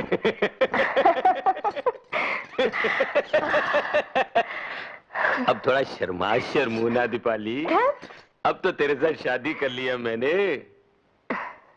हिंदुस्तानी जनानी की पहली बड़ी तमन्ना होती है कि उसकी शादी हो जाए, है ना दीपाली? हाँ। तो तेरी वो तमन्ना तो पूरी हो गई। हुई। चल अब वो भी पूरा कर छोड़े जो हिंदुस्तानी जनानी की दूसरी बड़ी तमन्ना होती है। बोल क्या होती है वो भला? माँ बनने की। दूर बेटे, मैं बताऊं क्या होती है? क्या होती है? वो होती है सुहागन मरने की।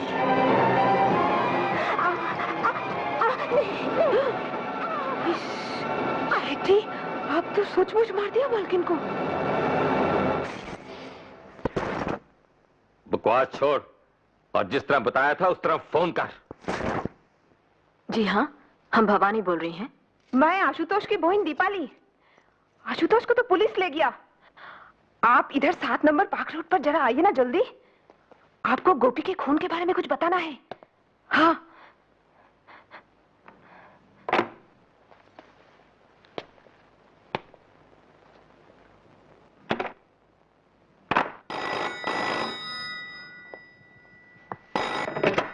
हेलो। यस। मैं रौनक। हाँ बोलो गुरु। मैंने अपना काम कर दिया है, अब तुम अपना करो। ठीक है गुरु, फिर होता है जोरावर शुरू। पवार। Yes sir. अब से ठीक आधे घंटे के बाद इंस्पेक्टर आशुतोष को रिहा कर दो और कह दो कि साहब ने 7 नंबर पार्क रोड पर बुलाया है। ठीक है? Okay sir.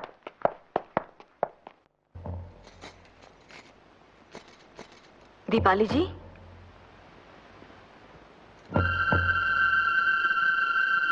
दीपाली जी,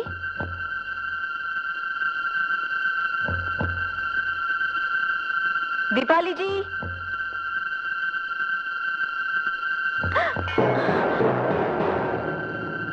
दीपाली जी, दीपाली जी, दीपाली जी, खून कर दिया, खून खून खून कर दिया हमने। सेठानी का खून कर दिया तूने। खून, तूने हमारी सेठानी का खून किया है। नहीं। कहाँ हुआ खून? किसने किया खून? इधर देखिए, हमारे सेठ के भाई का इस औरत ने खून कर दिया है। हमें तो यहाँ फोन करके बुलाए गए हैं। ये झूठ बोल रही है। झूठ और सच का फैसला अदालत करेगी। You are under arrest. Shinde हथकड़ी लगाओ। Yes sir. सुनो, एम्बुलेंस मंगवाओ और पंचनामा भी कराओ। जी बहुत अच्छा। कत्ल के जुर्म में आपको पहले तो सजा नहीं हो पाई थी। खैर अब सही, भगवान के घर देर है मैडम, अंधेर नहीं। जोरावर सिंह, अंधेर तुम्हारे यहां है। ये क्या, भवानी जी के हाथों में हथकड़ी? क्योंकि भवानी जी खूनी है।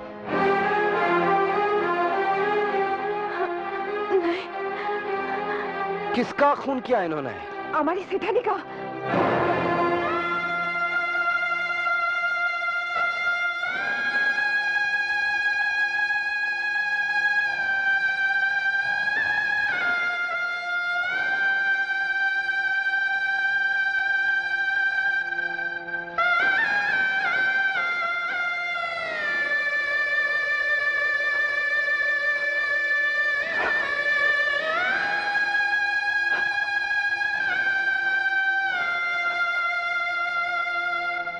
मकतूल की लाश को छुआ नहीं जाता इंस्पेक्टर। चलो हटो। मुझे मत छुओ जोरावर सिंह। तुम भी कातिलों से मिले हुए हो। इनका खून भवानी ने नहीं किया। मेरी दीदी का खून पुरुषोत्तम ने करवाया, क्योंकि यह उनका पर्दाफाश करने वाली थी। जाओ, जाकर पुरुषोत्तम को पकड़ो। मैं तुम्हें पुलिस के काम में अड़चन डालने के जुर्म में सस्पेंड करता हूं। चिट्ठी तुम्हें बाद में मिल जाएगी। जाओ। जोरावर सिंह, तुम्हारी गुंडा पुलिस से इस्तीफा मैं खुद दे रहा हूं। चिट्ठी तुम्हें बाद में मिल जाएगी।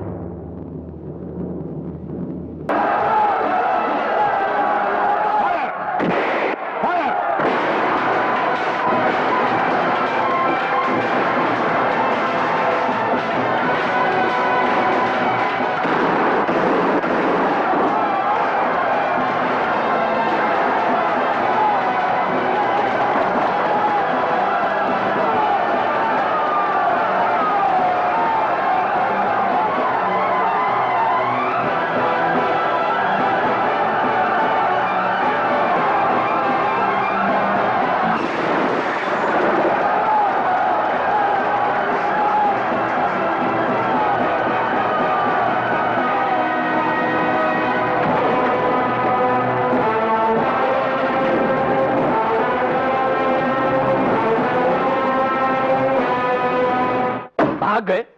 कैसे भाग गए? भांग की गोली खाकर चलाई थी गोलियां कि सैकड़ों लोग तुम्हारे गए लेकिन वो 2 बच निकले? सर वो भीड़ इतनी ज्यादा थी। शट अप, मैं सफाइयां सुनने का आदी नहीं हूं। जाओ उन दोनों को गिरफ्तार करो और हमारे सारे साथी और उनके घरों की हिफाजत और सिक्योरिटी का बंदोबस्त करो, खासतौर से धर्मदास और रौनक की सिक्योरिटी का। अरे चखाने वाला अभी गियो, चखने वाला अभी जाओ।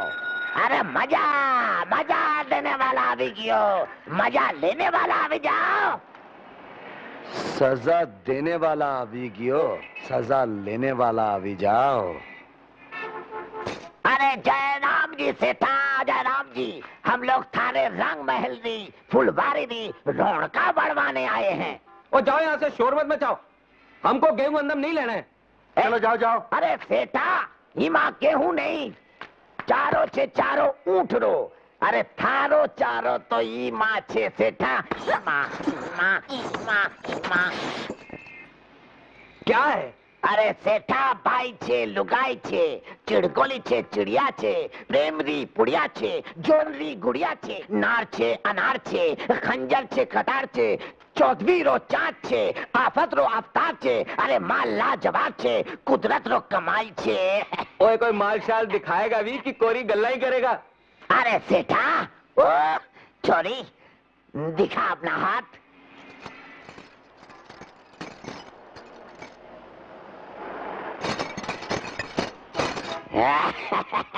अरे छोरी दिखा अपनी लात। अरे सेठा ओए ठीक है ले आई अंदर। छोरी ये फांसी गियो। अभी जा छोरी अभी जा सेठा तू मरेगा। माय गॉड सेठा छोरी आ भी गई। What is this nonsense? वो कोई है दरबान? जी सरकार। ओ इस कुड़ी को उतार थल्ले और इस ऊंट को कर परी। अच्छा सरकार। चलो उतरो। क्या बोले? हंस परे। हैं? ओए मुंडे तू खड़ा खड़ा की मुंह ताक रहा है? कुछ कार्य।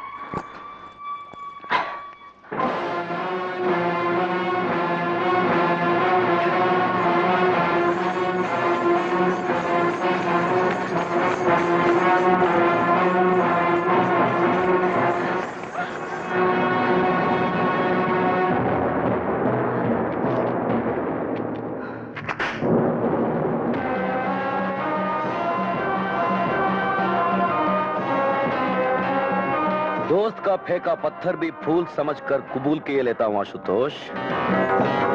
मैं 2 लाख का माल जोरावर के हाथ कैसे लगने दे सकता था? तुम दोनों के सर पर 1-1 लाख का इनाम रखा है पुरुषोत्तम ने।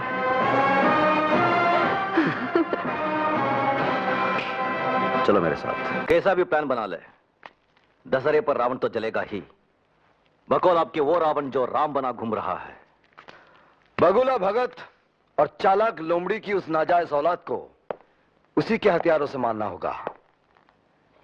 मीठे झूठ, हसीन धोखे और हथियारे स्वांग।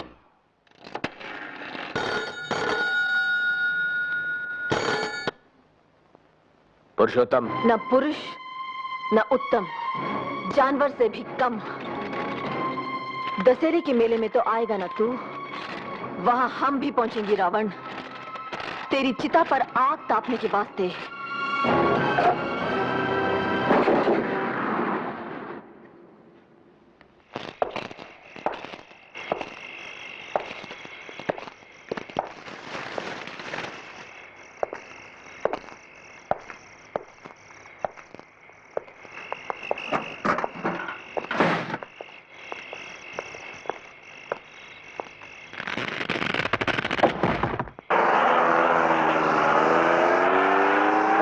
यहाँ गाड़ी नहीं होने का। चलो हटा, चलो हटा, चलो चलो चलो आगे।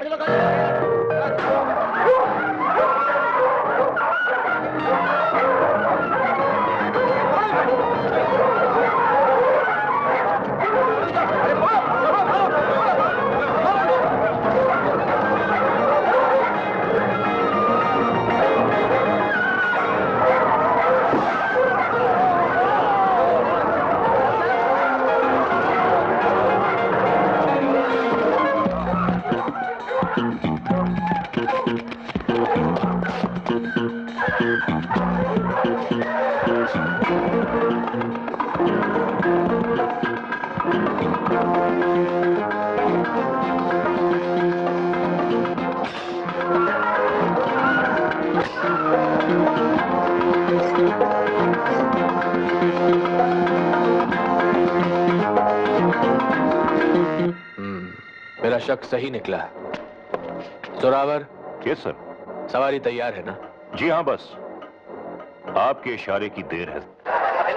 देर नहीं, अंधेर कहिए। रात हो गई और रावण नहीं जला। ये पुरुषोत्तम जी आ क्यों नहीं रहे हैं? प्रभु की लीला प्रभु ही जाने।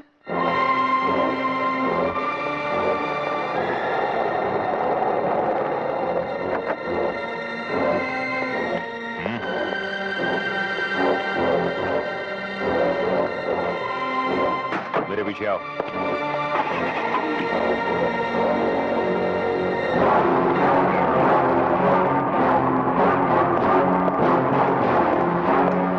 चलो।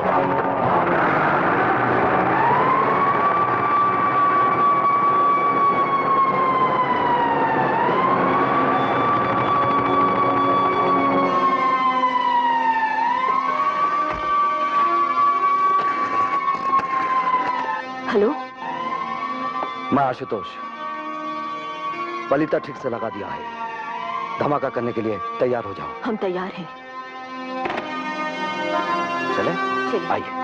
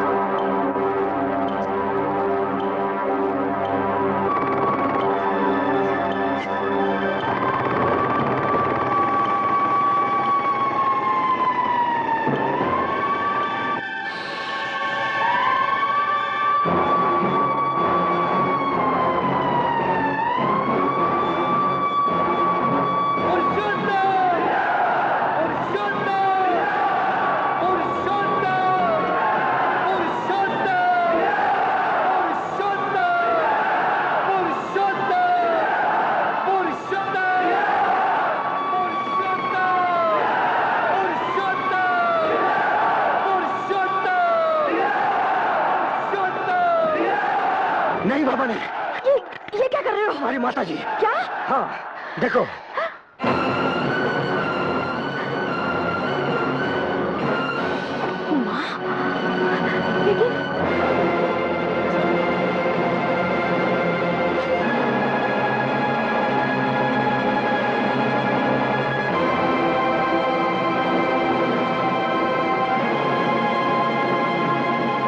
बहनों, मुझे बहुत ही खेद के साथ आप सबको यह सूचना देनी पड़ रही है कि अब से कुछ ही देर पहले आपके और हमारे प्यारे पुरुषोत्तम जी पर हत्यारिन भवानी ने अपने भाई गोपाल और उस भगौड़े इंस्पेक्टर आशुतोष के साथ मिलकर कातिलाना हमला किया है। लेकिन भगवान की दया और जोरावर सिंह की मुस्तैदी से पुरुषोत्तम जी बच गए। पुरुषोत्तम! पुरुषोत्तम! पुरुषोत्तम! हत्यारिन भवानी! हत्यारिन भवानी! हत्यारिन भवानी! शांत, शांत, शांत! एक हमलावर गोपाल पकड़ लिया गया, लेकिन पुरुषोत्तम जी के सिर पर काफी चोट आई, इसलिए डॉक्टरों ने उनसे कहा है कि जनता को दशहरे की शुभकामनाएं अपने घर से ही दे दें। तो साला डरपोक अपनी दड़बे में छुपा हुआ है। चलो वहीं चलते हैं। लेकिन माँ जी, माता जी को छुड़ाने की जिम्मेदारी मेरी है। तुम जाओ भवानी।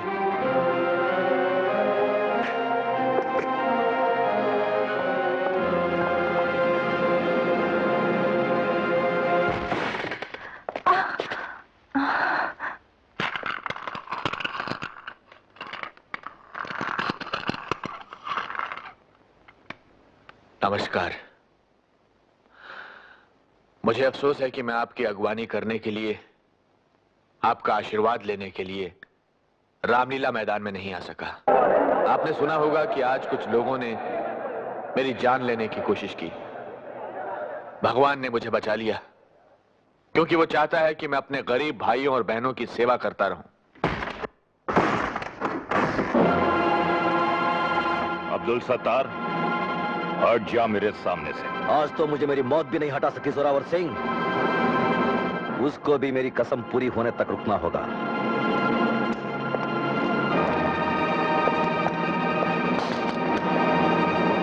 अब्दुल सत्तार न तो झूठी कसम खाता है और ना कसम खा के तोड़ता है।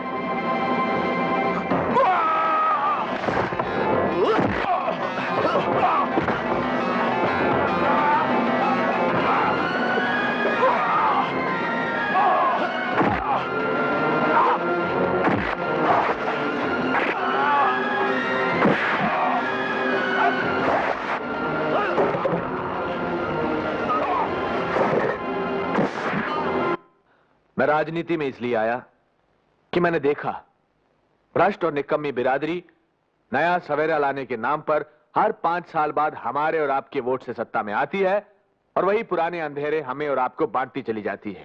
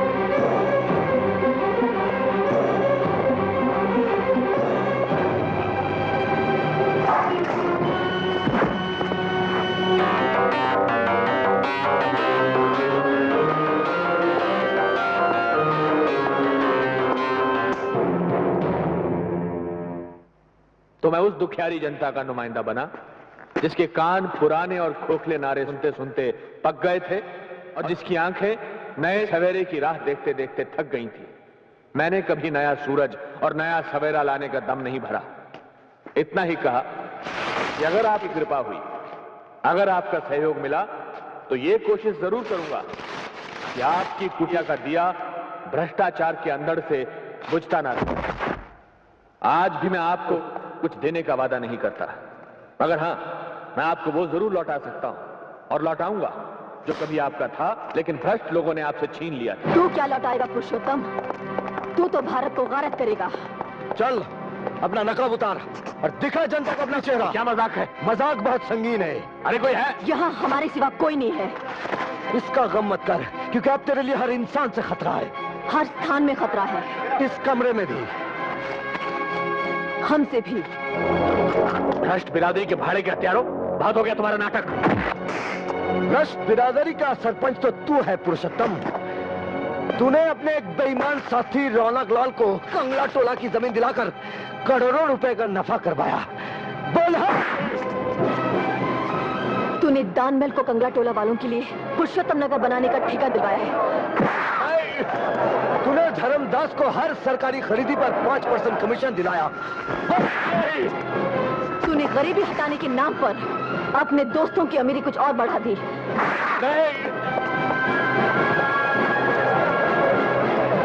तूने गरीबी हटाने के बजाय गरीबों को ही हटा दिया शहर से। बोल हाँ।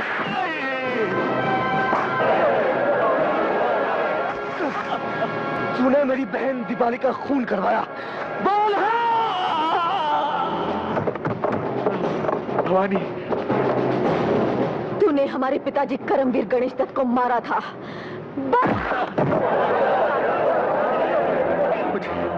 मुझे मारकर तुम्हें क्या मिलेगा भवानी? भ्रष्टाचार से लड़ोगी तो अपने पिताजी की तरह दुख पाओगी, और भ्रष्टाचार से जुड़ोगी तो संसार का हर सुख भोगोगी। दूसरों को दुख पहुंचाकर जो मिला हो वो सुख नहीं, पाप कहलाता है। मुझे छोड़ दो। मैं तुम्हें माला माल कर दूंगा। कहाँ? अपनी जेल में? कब? फांसी पर चढ़वाने के बाद? नहीं, अभी यही।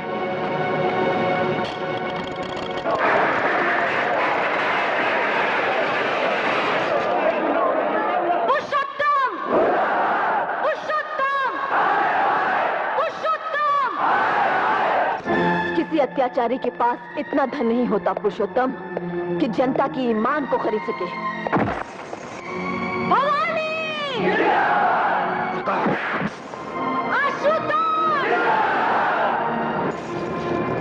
मेरी हत्या करोगे तो पुलिस गोली चलाना शुरू कर देगी, मासूम लोग मारे जाएंगे। किसी अत्याचारी के पास इतने हथियार नहीं होते कि पूरी जनता को मार सके।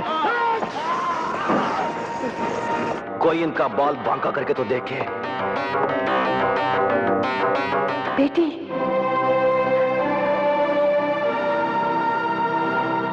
बेटी, माँ, माँ।